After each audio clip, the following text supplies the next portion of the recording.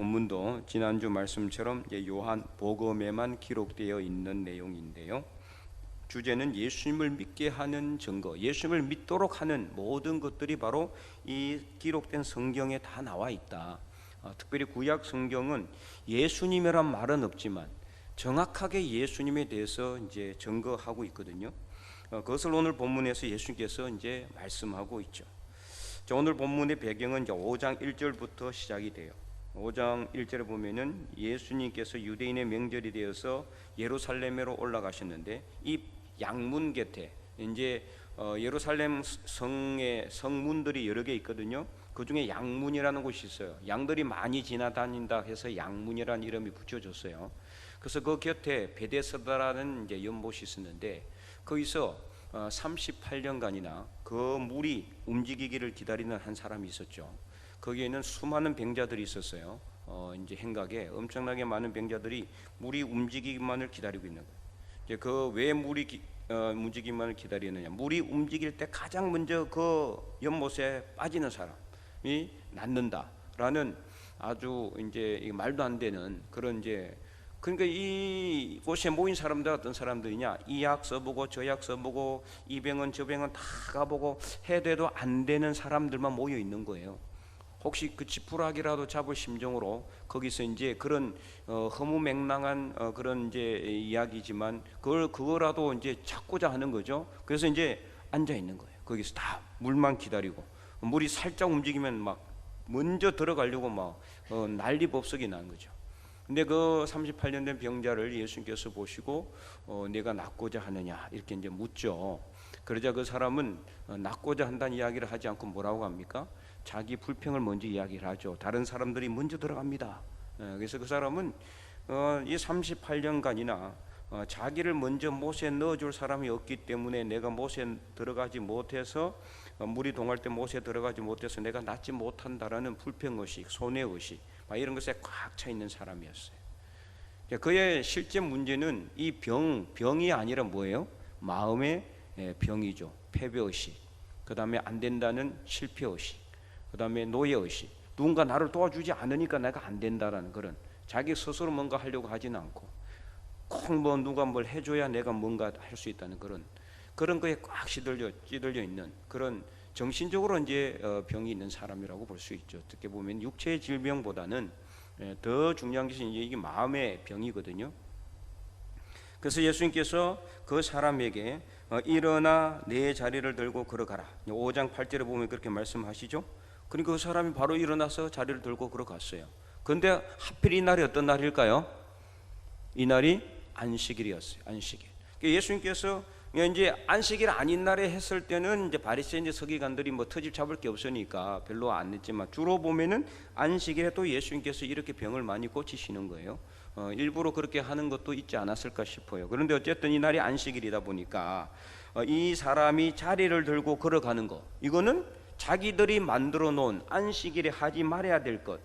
이거는 성경에는 안식일에 일을 하지 말라고만 했지 뭐 얼마만큼 걸어가는 것은 문제가 있다. 몇 킬로그램을 더는 것도 이런 거는 없어요, 그죠? 이런 건 없. 근데 이런 걸 누가 만들었냐? 이 유대인들이 이 안식일에 일을 하지 않는데 그러면 일을 하는 건 어느 정도냐? 이걸 자기들이 일부러 다 세세하게 자기들만의 율법을 만들어 놨어요. 그래서 뭐 몇 킬로 이상 들면은 일을 하는 거고 몇 미터 이상 걸어가면은 일을 하는 거고 이런 식으로 만들어 놨다는 거예요. 실제 그런 법이 아주 세세하게 있습니다. 유대인 자기 자신들의 그 법에 있다고 합니다. 제가 옛날에 한번 본 적도 있는데 제가 다 외우지를 못해가지고 그러니까 거기에 안 맞다라는 거예요. 안식일에 일을 하고 안 하고 그것보다 먼저 더 중요한 자기들이 만들어 놓은 율법에도 안 맞고 그 다음에 두 번째는 왜 안식일에 일을 했냐 이거예요. 예수님에게 병을 고친 거 일한 거다 이거죠. 일한 거. 이 사람이 이제 난 거에 대해서 이 사람들은 유대인들은 전혀 감사도 없고 기쁨도 없는 거예요. 이 사람들이 난 거에 관심이 없고 다만 이 사람이 이 자기 자리 들고 걸어간 거 여기에만 그들은 집착해서 이걸 누가 이렇게 했느냐? 예수님께서 그렇게 했다. 예수님 잡으라고 다니는 거죠. 그래서 예수님께서 나중에 이제 이 사람을 이제 만나서 14절에 보면은 내가 나서니 더 심한 것이 생기지 않도록 다시는 죄를 범하지 말라. 이 사람의 문제는 질병의 문제가 아니고 무슨 문제인 것을 알 수 있어요? 죄 문제라는 것을 알 수도 있죠. 죄 문제. 어쨌든 이 38년 된 이 병자는 자기의 죄 문제도 해결하고 그 다음에 육신의 문제도 해결했는데 유대인들은 만족하지 못했어요. 거림없이 이 사람의 부모를 또 불러가지고 또 자꾸 신문하고 그렇게 하죠. 그래서 이제 예수님께서 그것과 관련해서 계속해서 유대인들과 논쟁하는 내용이 쭉 나와 있는 부분이 5장입니다. 그리고 이제 39절에 예수님께서 그들에게 유대인들에게 서기관들 바리새인들 이제 예수님을 갖다가 자꾸 이렇게 이 어쨌든 터집 잡는 사람들에게 말하고 있는 거죠. 너희가 39절 성경에서 영생을 얻는 줄 생각하고 성경을 연구하는데 이 성경이 곧 내게 대하여 정언하는 것이다. 이렇게 말씀하고 있는 거죠. 이 사람들이 왜 그러면은 예수님에게 끊임없이 이렇게 이제 또 문제를 삼느냐? 예수님께서 말씀하시면서 계속 하나님을 뭐라고 불러요? 하나님을 아버지라고 불러요. 하나님을 아버지께서.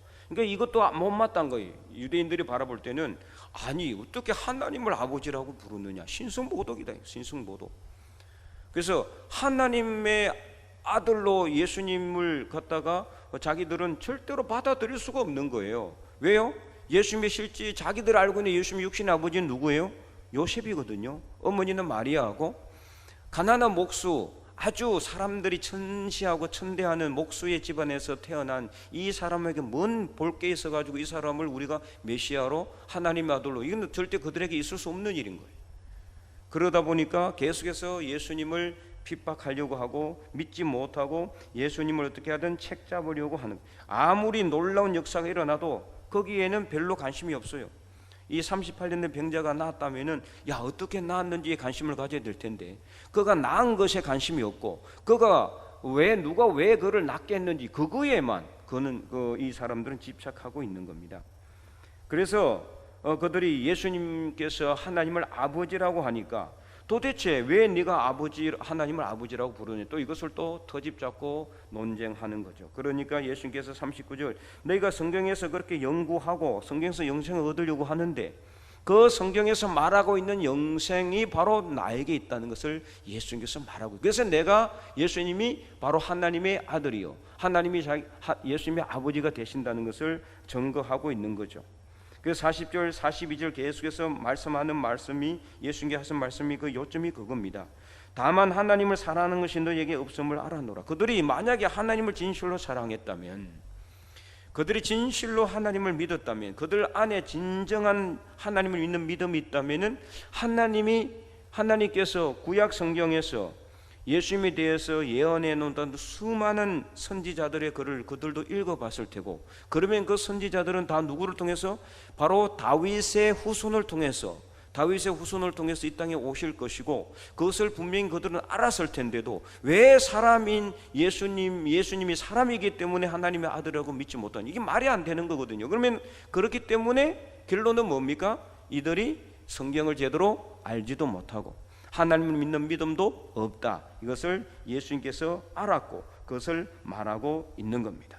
그래서 44절에 너희가 서로 영광을 취하고 유일하신 하나님께로부터 오는 영광은 구하지 아니하니 어찌 나를 믿을 수 있느냐. 그래서 45절 내가 너희를 아버지께 고발할까 생각하지 말라는 거예요. 너희를 고발하니까 따로 있으니 누구라고 그럽니까? 모세다. 왜요? 자, 왜 모세가 고발한다고 합니까? 모세가 뭐라고 말씀했습니까? 출애굽기에 나 같은 사람을 하나님께서 너희에게 일으키시니니, 분명히 그렇게 말씀했어요. 바로 나 같은 사람이 누굽니까? 예수님이거든요. 예수 메시아를 하나님께서 일으키실 것이라고 분명히 예언을 했습니다, 모세가.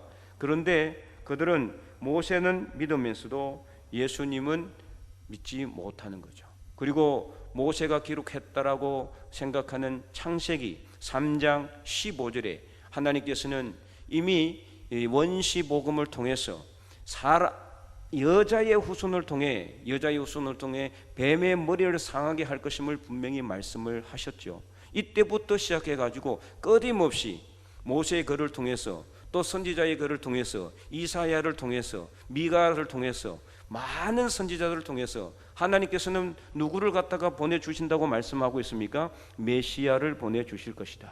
구원주를 보내주실 것이다. 그를 보내주실 것이다. 임마누엘, 하나님을 임마누엘이신 임마누엘이라는 분을 보내주실 것이다. 이것을 끊임없이 이스라엘 역사를 통해서 말씀하고 반복하고 강조하고 있었다라는 거죠. 그렇기 때문에 46절에 모세를 너희가 믿었더라면 또 나를 믿었을 것이라고 말씀하고 있는 거예요. 그래서 결론은 성경은 뭐냐? 성경에 바로 예수님에 대해서 하신 말씀이 기록된 내용이다. 이것을 우리가 믿는다면 우리는 성경을 읽으면서 예수님을 알게 되고 예수님을 더 잘 믿게 되어야 되는 거예요. 그래서 구약 성경을 읽으면서는 우리는 하나님께서 우리 같은 사람을 위해서 구세주 메시아를 보내주실 것임을 알고 정말 기쁨과 감사의 눈물을 흘려야 되고, 신약 성경을 읽으면서는 이 하나님께서 신실하시게 구약 성경에서 말씀하신 메시아 곧 예수님을 이 땅에 보내주신 그 약속이 성취되었음에 우리는 또한 기쁨과 감사의 눈물을 흘려야 되는 겁니다. 그런데도 우리가 성경을 읽으면서 만약에 우리 마음에 기쁨이 없고 구원의 감격이 없다면 우리는 성경을 잘못 읽는 것이라고 볼 수가 있는 것이죠. 이것을 예수님은 오늘 우리에게 지적하고 있어요.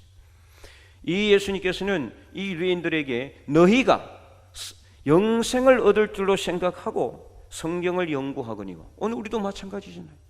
우리가 왜 성경을 갖다가 읽고 쓰고 묵상하고 있습니까? 성경 말씀에 통해서 우리는 더욱더 구원의 확신을 가지고 성경 말씀을 통해서 하나님이 우리에게 주신 이 구원의 기쁨과 감사를 누리기 위해서 아닙니까? 그런데도 불구하고 이 유대인들은 성경을 통해서 영생을 얻을 줄로 생각하고 성경을 연구는 했지만 그 성경을 통해서 그들은 하나님께서 약속하신 메시아이신 예수님을 전혀 깨닫지도 못하고 알지도 못하고 있다는 거죠. 물론 다는 아닙니다. 제자들을 비롯해서 수많은 다른 제자들은 다 예수님을 믿었죠. 100%는 아니지만 그러나 대부분의 유대인들은 예수님을 성경을 통해서 연구하면서도 알지도 못하고 깨닫지도 못했다는 거예요. 그래서 오늘 본문이 우리에게 주는 영성적 교훈은 뭐냐? 이 말씀은 바로 살아계신 하나님을 통해 예수님을 우리에게 주시고자 하시는 그 약속의 말씀을 성취되었다는 것을 우리가 믿는 믿음이라.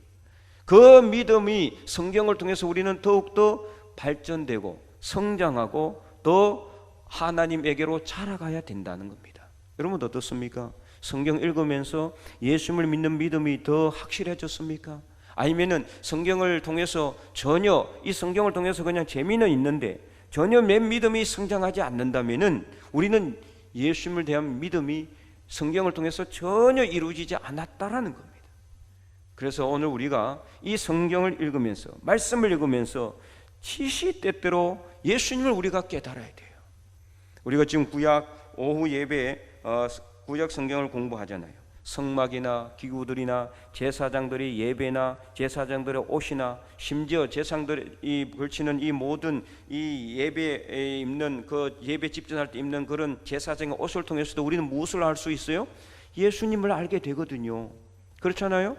그런데도 불구하고 전혀 그런 어떤 예수님에 대한 믿음이 구약 성경을 읽으면서도 신약 성경을 읽으면서도 전혀 우리에게 와닿지 않는다면은 우리는 정말 성경을 그냥 옛날 이야기책으로 읽는 것밖에 안 되는 거예요.